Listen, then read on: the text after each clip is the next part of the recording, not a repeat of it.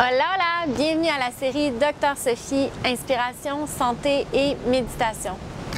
Aujourd'hui, on va voir comment gérer l'anxiété naturellement. Et un premier pas pour mieux gérer l'anxiété, c'est de prendre conscience qu'on est anxieux. Et c'est un grand défi de prendre conscience qu'on est anxieux. Mais si vous êtes ici aujourd'hui, c'est que vous avez sans doute perçu que l'anxiété est un défi pour vous et que vous avez envie de développer des outils à l'intérieur de vous pour mieux la gérer. Vous êtes au bon endroit. Et si vous souffrez d'anxiété, je vous invite toujours à consulter un professionnel de la santé près de chez vous. Je vais vous raconter une histoire pour vous illustrer un peu à quel point ça peut être difficile de prendre conscience qu'on est anxieux. Il y a quelques années, je travaillais dans le Grand Nord à temps plein et je venais tout juste de transitionner vers une pratique à temps partiel. J'avais donc vraiment plus de temps et là, j'avais plein d'idées, plein de choses que je voulais faire. J'ai commencé à faire des cours d'entrepreneuriat, j'ai commencé à faire plein de cours, du coaching, etc. Et je me souviens qu'à un moment donné, j'étais à Rio et j'avais cette fibre-là entrepreneuriale qui venait de naître en moi. Et j'étais juste, mon cerveau fonctionnait à 100 000 à l'heure. J'avais plein de pensées, plein d'idées et j'étais incapable de dormir parce que j'avais juste trop d'idées dans ma tête. Je voulais faire une entreprise de leggings brésiliens, je voulais faire une application pour le système de la santé, je voulais faire plein de choses en même temps et mon cerveau roulait super vite. Et à ce moment-là, je me souviens avoir vu mon coach et là, je lui raconte ça, j'ai plein d'idées, c'est comme je suis super inspirée, mais là, j'arrive pas à dormir. Puis je suis pas trop sûre quoi faire exactement parce que j'ai trop d'idées en même temps dans ma tête. Et là, à ce moment-là, il m'a dit, ben ma chérie, c'est de l'anxiété ça. Et là, c'est là que je me suis rendu compte, wow, c'est vrai, c'est de l'anxiété. Donc, même moi qui ai vécu beaucoup d'anxiété dans ma vie, qui est habituée de gérer l'anxiété et de percevoir aussi quand je suis anxieuse, je ne m'étais pas rendu compte que ce que je vivais, c'était une forme d'anxiété. Et la majorité des patients anxieux qui me consultent se plaignent rarement d'anxiété. Et ça a été démontré par les études. La majorité des patients anxieux qui se présentent chez leur médecin se plaignent rarement d'anxiété et le diagnostic d'anxiété est souvent manqué. Pour vous donner un exemple, je vais vous parler de William, c'est un nom fictif, qui est un de mes patients.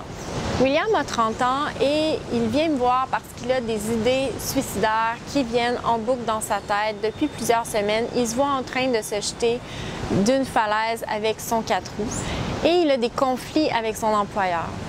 William est connu pour un déficit de l'attention qui a été diagnostiqué à l'âge adulte et il est sous médication pour ça. Lorsque je le questionne un peu plus, je me rends compte qu'il a vraiment beaucoup de peur dans toutes les sphères de sa vie.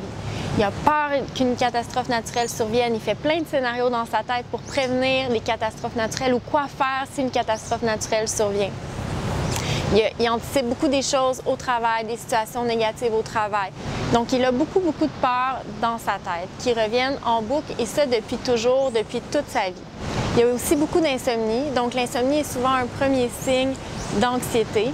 Il y a des symptômes dépressifs. Il mange beaucoup ses émotions et il a développé de l'obésité morbide. Il y a une perte de libido et là, il se demande, mais pourquoi ça m'arrive tout ça? Et William n'est pas du tout conscient qu'il est anxieux. Et en lui parlant, en le rencontrant de semaine en semaine, il prend de plus en plus conscience à quel point il est anxieux et à quel point, sous un fond anxieux, il a développé des symptômes dépressifs, etc. Et à la fin, il m'a même dit, mais finalement, peut-être que mon déficit d'attention, c'était plus de l'anxiété finalement. Donc finalement, il avait un trouble d'anxiété généralisé avec des symptômes de burn-out. Et le premier point de sa guérison, ça a été de prendre conscience qu'il était anxieux. Donc le fait de faire cette prise de conscience-là lui a vraiment donné du pouvoir, lui a vraiment fait comprendre, OK, ça m'arrive, donc je peux travailler là-dessus. Et au fil des rencontres, son état s'est amélioré. Une pépite d'or que j'aimerais que vous reteniez aujourd'hui, c'est qu'on sous-estime souvent notre niveau d'anxiété. Ce qui veut dire qu'on est en réalité plus anxieux qu'on le pense. Et le fait de réaliser qu'on est en réalité plus anxieux qu'on le pense, c'est une des grandes prises de conscience que les gens qui ont fait mon webinaire gratuit « L'anxiété sans complexe » me partagent. Ils m'écrivent « Ah Sophie, my God, je me rends compte que je suis vraiment plus anxieuse que je pensais. » Une autre dame me racontait « Ça fait des années que ma médecin me demande toujours « Est-ce que vous vivez de l'anxiété? » Puis je disais tout le temps non. mais là maintenant je me rends compte que je suis vraiment anxieuse. Alors si vous voulez aller plus loin et approfondir vos connaissances sur l'anxiété, je vous invite à participer à mon webinaire gratuit « L'anxiété sans complexe ». Le lien d'inscription est quelque part sur cette page et je vous invite à commenter dans les commentaires si vous sentez que vous êtes peut-être plus anxieuse que vous le pensez.